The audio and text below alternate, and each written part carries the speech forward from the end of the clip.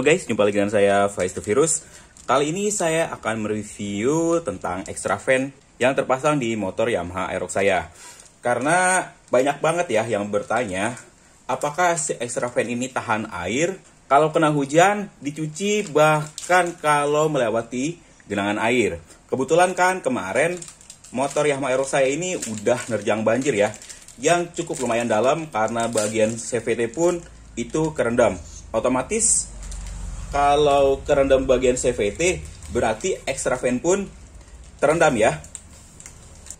Ya walaupun jalur genangan atau banjirnya yang dilewati nggak terlalu panjang, sudah pasti si bagian extra fan ini terendam. Kira-kira mungkin sampai sebatas inilah kalau di extra fan ya. Atau bisa lebih juga ya.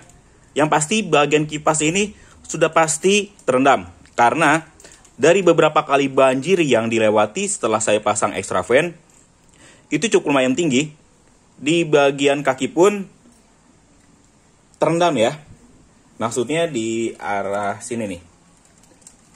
Footstepnya sampai kaki saya pun terendam.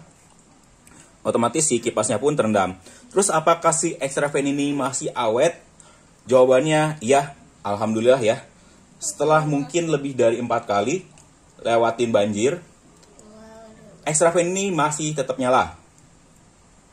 Alias bagian kipasnya masih bisa berputar. Ini saya akan contohkan si extra fan ini masih menyala. Di modulnya udah saya rubah biar begitu kontak on si extra fan harus nyala. Dalam kondisi normal seperti settingan sebelumnya ya, si extra fan ini akan menyala di suhu 82 derajat Celcius dan mati di 80 derajat Celcius. Tapi karena untuk pembuktian extra fan ini masih nyala, saya atur dulu sensornya biar pada saat on kipasnya langsung menyala. Ini motor langsung saya nyalakan. Dan ini extra fan-nya masih menyala ya.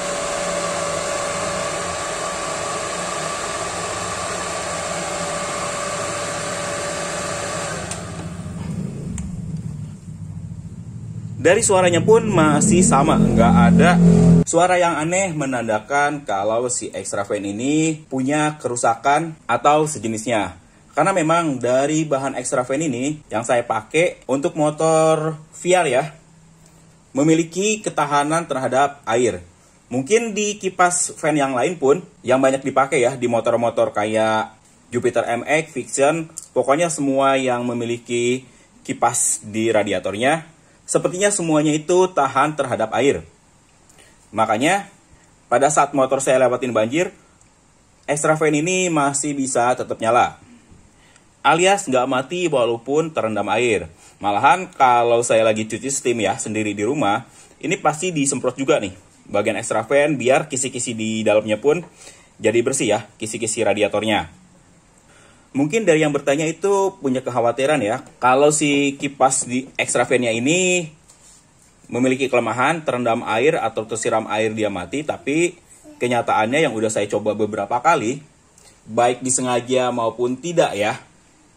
Loh kok ada yang disengaja? Iya, karena banyak yang penasaran, saya uji coba, saya siram pakai air, saya semprot pakai steam, membuktikan si kipas ini kuat apa enggak. Ternyata sampai sekarang pemakaian lebih dari 1 tahun ya,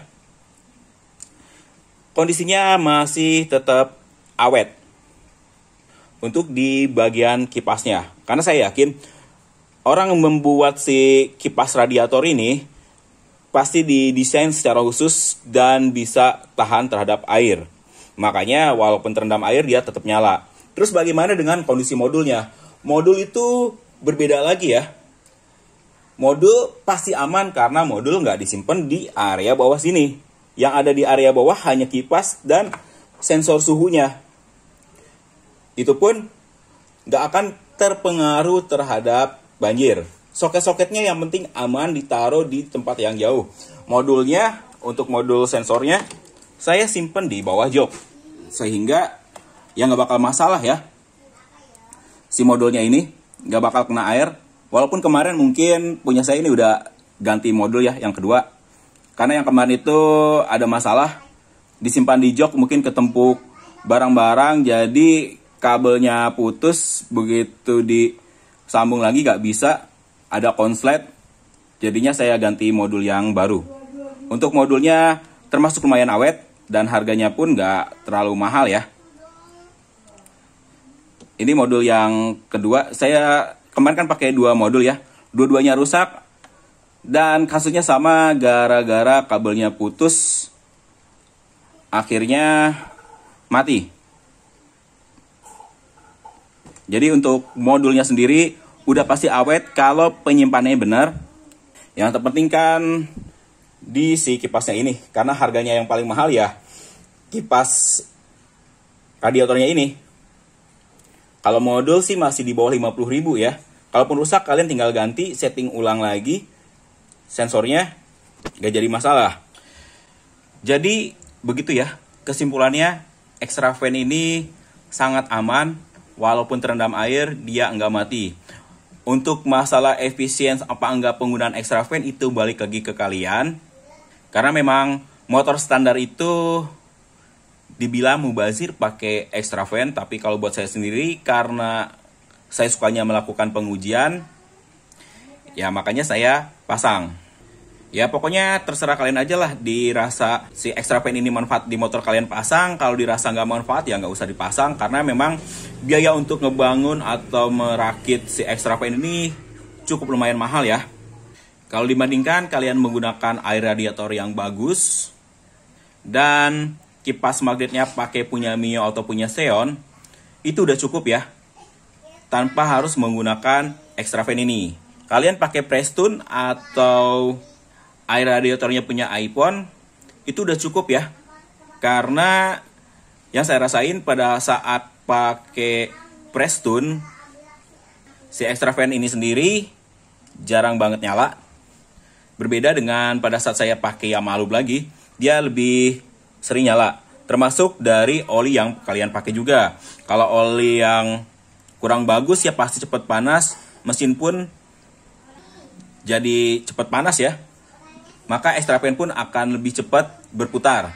Berbeda dengan motor saya, pakai olinya Gulf Formula G, yang bikin si extra fan ini jadi ogah nyala ya. Karena suhu mesin itu tidak terlalu panas seperti oli-oli yang lain yang udah saya pakai. Oke deh guys, segitu dulu ya review kali ini. Kurang dan lebihnya saya mohon maaf.